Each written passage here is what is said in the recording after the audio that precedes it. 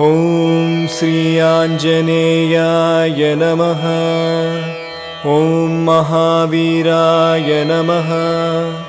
ॐ हनुमते नमः। ॐ सीतादेवी मुद्राप्रदायकाय नमः।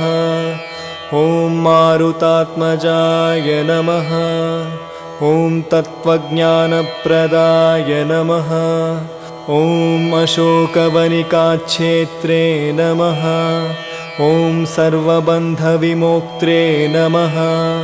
ॐ रक्षोविध्वंसकारकाय नमः। ॐ परविद्वप नमः। ॐ परशौर्यविनाशनाय नमः। ॐ परमन्त्रनिराकर्त्रे नमः। ॐ परमन्त्रप्रभेवकाय नमः। ॐ सर्वग्रहविनाशिने नमः। ॐ भीमसेनसहायकृते नमः। ॐ सर्वदुःखहराय नमः। ॐ सर्वलोकचारिणे नमः।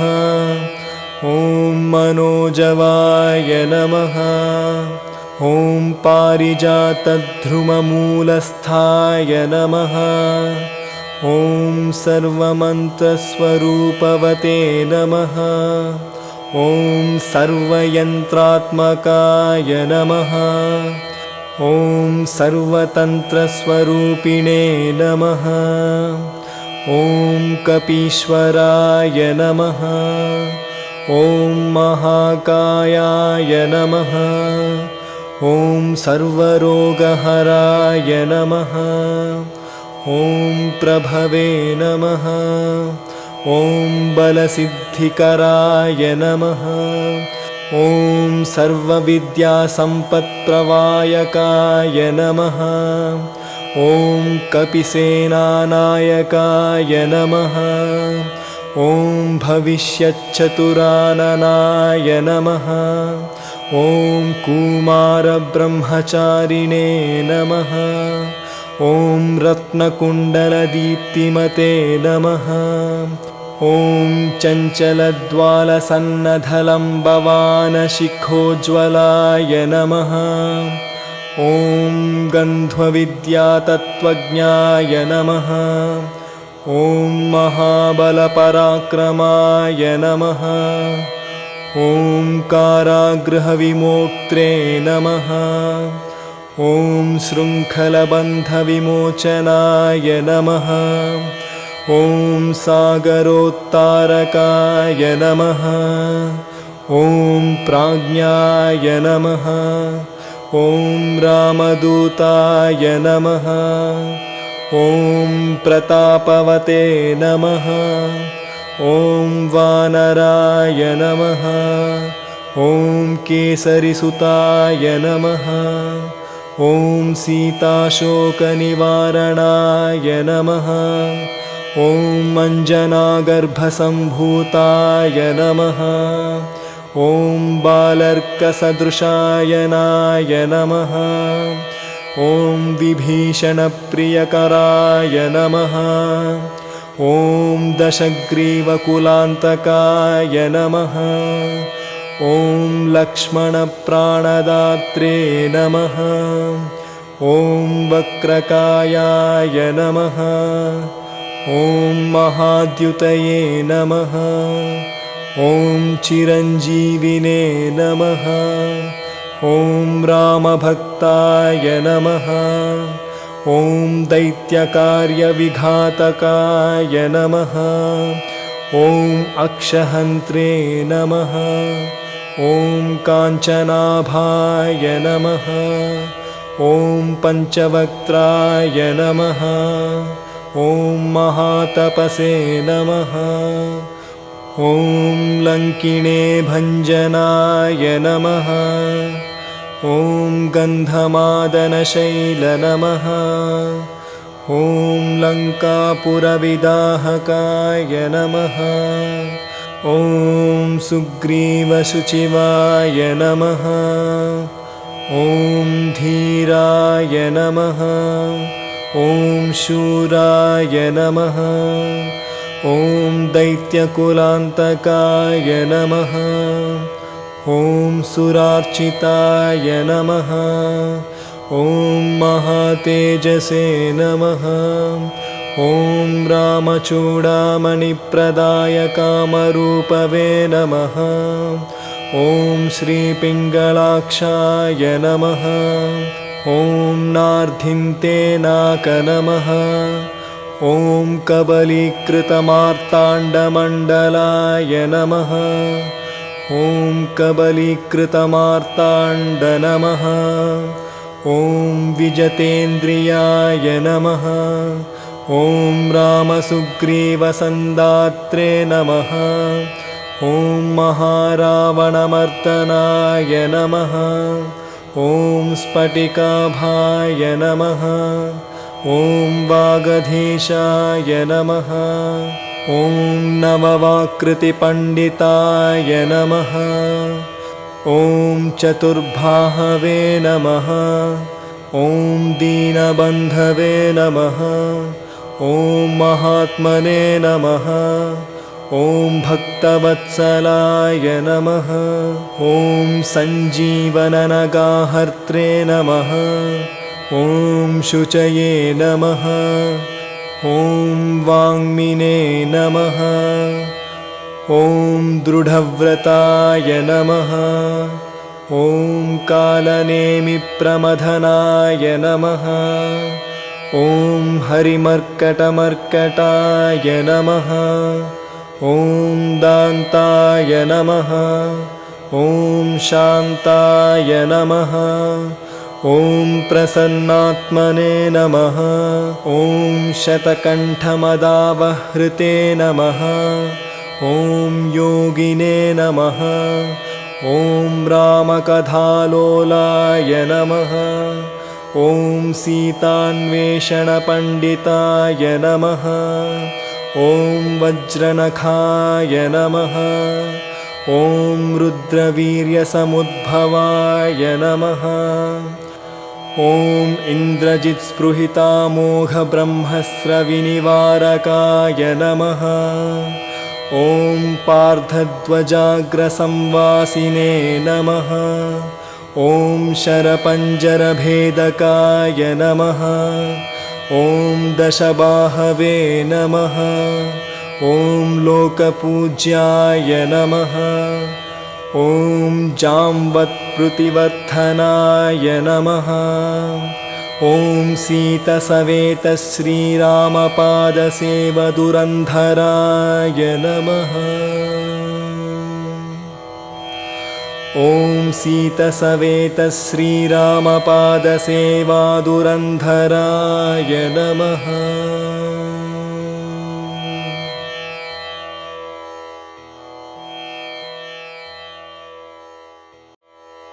ॐ श्री आञ्जनेयाय नमः। ॐ महावीराय नमः। ॐ हनुमते नमः। ॐ सीतादेवी मुद्राप्रदायकाय नमः।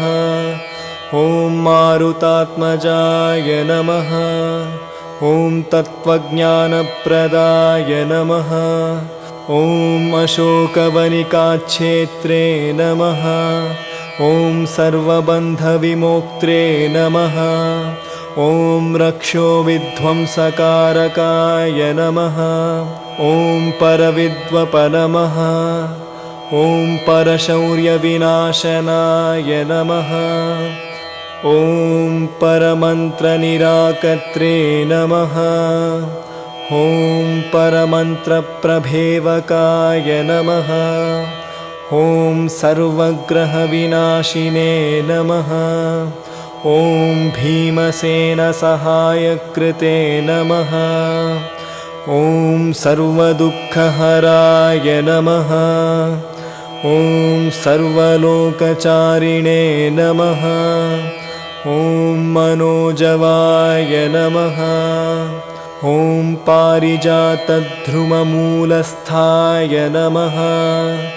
ॐ सर्वमन्त्रस्वरूपवते नमः। ॐ सर्वयन्त्रात्मकाय नमः।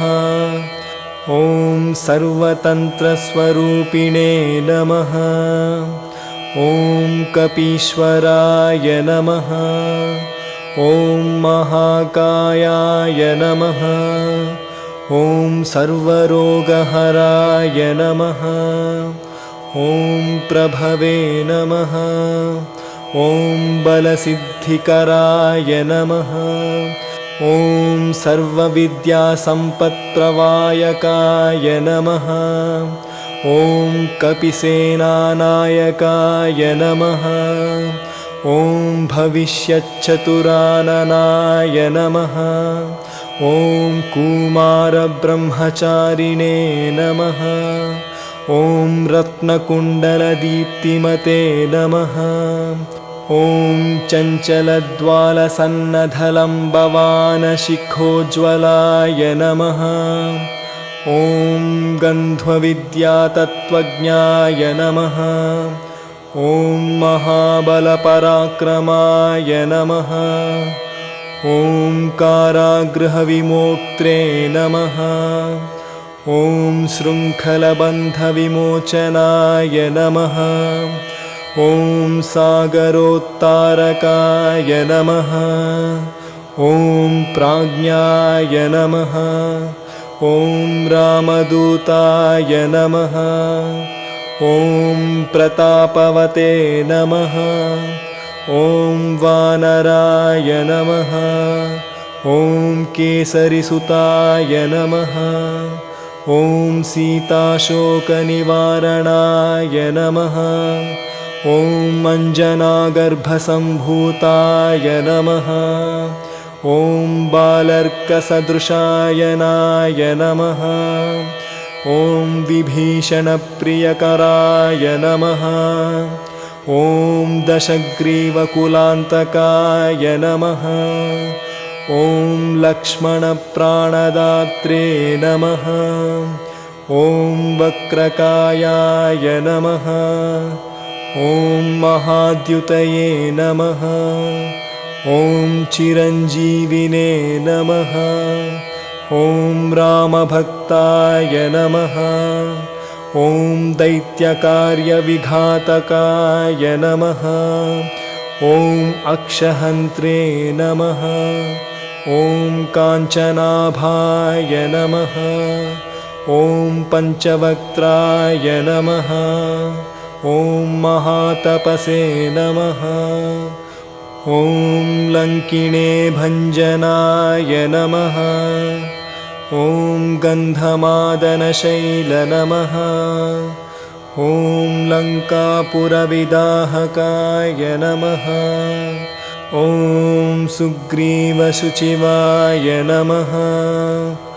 ॐ धीराय नमः। ॐ शूराय नमः। ॐ दैत्यकुलान्तकाय नमः। ॐ सुरार्चिताय नमः। ॐ महातेजसे नमः। ॐ रामचूडामणिप्रदायकामरूपवे नमः। ॐ श्रीपिङ्गलाक्षाय नमः। ॐ नार्धिन्ते नाक नमः। ॐ कबलीकृतमार्ताण्डमण्डलाय नमः। ॐ कबलीकृतमार्ताण्ड नमः। ॐ विजतेन्द्रियाय नमः। ॐ रामसुग्रीवसन्दात्रे नमः। ॐ महारावणमर्दनाय नमः। ॐ स्फटिकाभाय नमः। ॐ वागधीशाय नमः। ॐ नववाकृतिपण्डिताय नमः। ॐ चतुर्बाहवे नमः। ॐ दीनबन्धवे नमः। ॐ महात्मने नमः। ॐ भक्तवत्सलाय नमः। ॐ सञ्जीवननगाहर्त्रे नमः। ॐ शुचये नमः। ॐ वाङ्मिने नमः। ॐ दृढव्रताय नमः। ॐ कालनेमिप्रमथनाय नमः। ॐ हरिमर्कटमर्कटाय नमः। ॐ दान्ताय नमः। ॐ शान्ताय नमः। ॐ प्रसन्नात्मने नमः। ॐ शतकण्ठमदावहृते नमः। ॐ योगिने नमः। ॐ रामकथालोलाय नमः। ॐ सीतान्वेषणपण्डिताय नमः। ॐ वज्रनखाय नमः। ॐ रुद्रवीर्यसमुद्भवाय नमः। ॐ इन्द्रजित्स्पृहितामोघब्रह्मस्रविनिवारकाय नमः।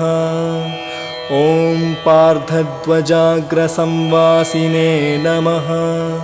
ॐ शरपञ्जरभेदकाय नमः। ॐ दशबाहवे नमः। ॐ लोकपूज्याय नमः। ॐ जाम्बत्प्रुतिवर्धनाय नमः। ॐ सीतसवेतश्रीरामपादसेवदुरन्धराय नमः। ॐ सीतसवेतश्रीरामपादसेवादुरन्धराय नमः।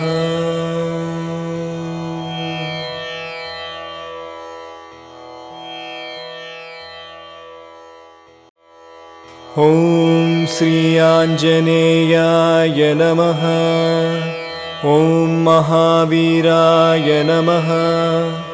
ॐ हनुमते नमः। ॐ सीतादेवीमुद्राप्रदायकाय नमः। ॐ मारुतात्मजाय नमः। ॐ तत्त्वज्ञानप्रदाय नमः। ॐ अशोकवनिकाक्षेत्रे नमः। ॐ सर्वबन्धविमोक्त्रे नमः। ॐ रक्षोविध्वंसकारकाय नमः। ॐ परविद्वपनमः। ॐ परशौर्यविनाशनाय नमः। ॐ परमन्त्रनिराकर्त्रे नमः। ॐ परमन्त्रप्रभेवकाय नमः। ॐ सर्वग्रहविनाशिने नमः। ॐ भीमसेनसहायकृते नमः। ॐ सर्वदुःखहराय नमः। ॐ सर्वलोकचारिणे नमः। ॐ मनोजवाय नमः।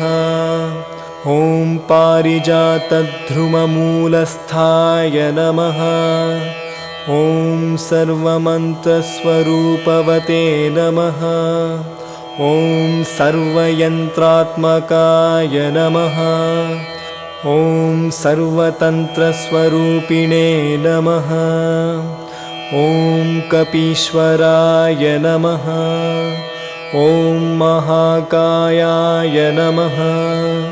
ॐ सर्वरोगहराय नमः। ॐ प्रभवे नमः। ॐ बलसिद्धिकराय नमः। ॐ सर्वविद्यासम्पत्प्रवायकाय नमः। ॐ कपिसेनानायकाय नमः। ॐ भविष्यच्चतुराननाय नमः। ॐ कुमारब्रह्मचारिणे नमः। ॐ रत्नकुण्डलदीप्तिमते नमः। ॐ चञ्चलद्वालसन्नधलम्बवानशिखोज्ज्वलाय नमः। ॐ गन्ध्वविद्यातत्त्वज्ञाय नमः। ॐ महाबलपराक्रमाय नमः। ॐ कारागृहविमोक्त्रे नमः। ॐ शृङ्खलबन्धविमोचनाय नमः। ॐ सागरोत्तारकाय नमः। ॐ प्राज्ञाय नमः। ॐ रामदूताय नमः। ॐ प्रतापवते नमः। ॐ वानराय नमः। ॐ केसरिसुताय नमः। ॐ सीताशोकनिवारणाय नमः। ॐ अञ्जनागर्भसम्भूताय नमः। ॐ बालर्कसदृशायनाय नमः। ॐ विभीषणप्रियकराय नमः। ॐ दशग्रीवकुलान्तकाय नमः। ॐ लक्ष्मणप्राणदात्रे नमः। ॐ वक्रकायाय नमः। ॐ महाद्युतये नमः। ॐ चिरञ्जीविने नमः। ॐ रामभक्ताय नमः। ॐ दैत्यकार्यविघातकाय नमः। ॐ अक्षहन्त्रे नमः। ॐ काञ्चनाभाय नमः। ॐ पञ्चवक्त्राय नमः। ॐ महातपसे नमः। ॐ लङ्किणे भञ्जनाय नमः। ॐ गन्धमादनशैल नमः। ॐ लङ्कापुरविदाहकाय नमः। ॐ सुग्रीवशुचिवाय नमः। ॐ धीराय नमः। ॐ शूराय नमः। ॐ दैत्यकुलान्तकाय नमः। ॐ सुरार्चिताय नमः। ॐ महातेजसे नमः। ॐ रामचूडामणिप्रदायकामरूपवे नमः। ॐ श्रीपिङ्गलाक्षाय नमः। ॐ नार्धिन्ते नाक नमः। ॐ कबलीकृतमार्ताण्डमण्डलाय नमः। ॐ कबलीकृतमार्ताण्ड नमः। ॐ विजतेन्द्रियाय नमः। ॐ रामसुग्रीवसन्दात्रे नमः। ॐ महारावणमर्दनाय नमः। ॐ स्फटिकाभाय नमः। ॐ वागधीशाय नमः। ॐ नववाकृतिपण्डिताय नमः। ॐ चतुर्बाहवे नमः। ॐ दीनबन्धवे नमः। ॐ महात्मने नमः। ॐ भक्तवत्सलाय नमः। ॐ सञ्जीवननगाहर्त्रे नमः। ॐ शुचये नमः। ॐ वाङ्मिने नमः। ॐ दृढव्रताय नमः। ॐ कालनेमिप्रमथनाय नमः। ॐ हरिमर्कटमर्कटाय नमः। ॐ दान्ताय नमः। ॐ शान्ताय नमः। ॐ प्रसन्नात्मने नमः। ॐ शतकण्ठमदावहृते नमः। ॐ योगिने नमः। ॐ रामकथालोलाय नमः।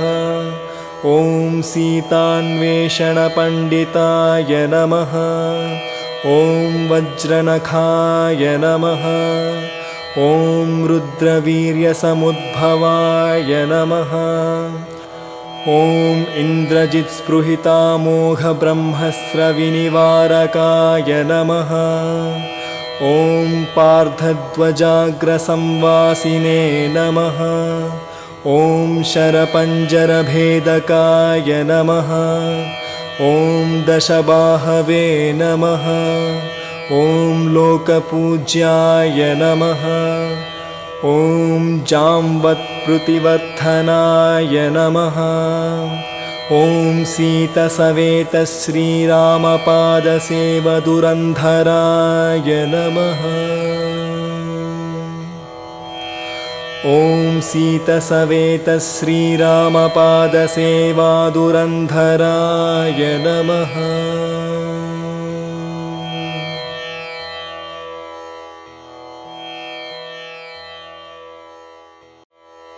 ॐ श्री आञ्जनेयाय नमः। ॐ महावीराय नमः। ॐ हनुमते नमः। ॐ सीतादेवी मुद्राप्रदायकाय नमः। ॐ मारुतात्मजाय नमः। ॐ तत्त्वज्ञानप्रदाय नमः। ॐ अशोकवनिकाक्षेत्रे नमः। ॐ सर्वबन्धविमोक्त्रे नमः। ॐ रक्षोविध्वंसकारकाय नमः। ॐ परविद्वप नमः। ॐ परशौर्यविनाशनाय नमः। ॐ परमन्त्रनिराकर्त्रे नमः। ॐ परमन्त्रप्रभेवकाय नमः। ॐ सर्वग्रहविनाशिने नमः। ॐ भीमसेनसहायकृते नमः।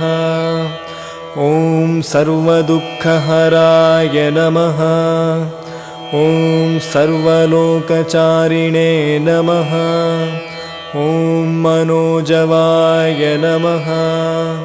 ॐ पारिजातध्रुममूलस्थाय नमः। ॐ सर्वमन्त्रस्वरूपवते नमः।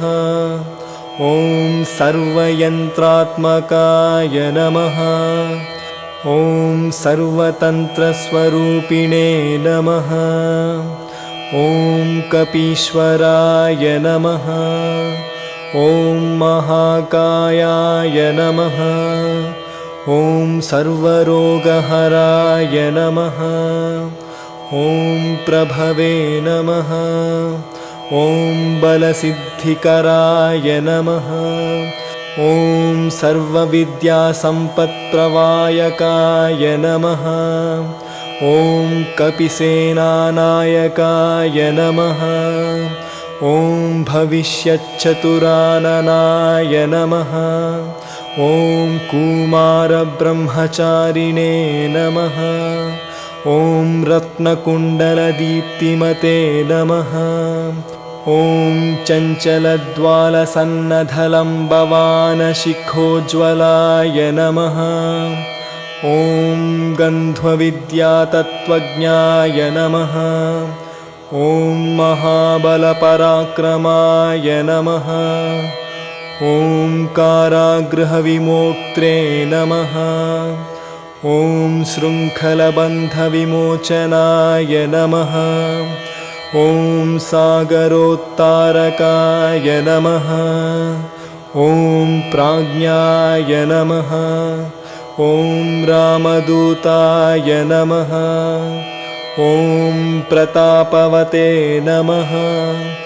ॐ वानराय नमः। ॐ केसरिसुताय नमः। ॐ सीताशोकनिवारणाय नमः। ॐ अञ्जनागर्भसम्भूताय नमः। ॐ बालर्कसदृशायनाय नमः। ॐ विभीषणप्रियकराय नमः। ॐ दशग्रीवकुलान्तकाय नमः। ॐ लक्ष्मणप्राणदात्रे नमः। ॐ वक्रकायाय नमः। ॐ महाद्युतये नमः। ॐ चिरञ्जीविने नमः। ॐ रामभक्ताय नमः। ॐ दैत्यकार्यविघातकाय नमः। ॐ अक्षहन्त्रे नमः। ॐ काञ्चनाभाय नमः। ॐ पञ्चवक्त्राय नमः। ॐ महातपसे नमः। ॐ लङ्किणे भञ्जनाय नमः। ॐ गन्धमादनशैल नमः। ॐ लङ्कापुरविदाहकाय नमः। ॐ सुग्रीवशुचिवाय नमः। ॐ धीराय नमः। ॐ शूराय नमः। ॐ दैत्यकुलान्तकाय नमः। ॐ सुरार्चिताय नमः। ॐ महातेजसे नमः। ॐ रामचूडामणिप्रदाय कामरूपवे नमः। ॐ श्रीपिङ्गलाक्षाय नमः। ॐ नार्धिन्ते नाक नमः। ॐ कबलीकृतमार्ताण्डमण्डलाय नमः। ॐ कबलीकृतमार्ताण्ड नमः। ॐ विजतेन्द्रियाय नमः। ॐ रामसुग्रीवसन्दात्रे नमः। ॐ महारावणमर्दनाय नमः। ॐ स्फटिकाभाय नमः।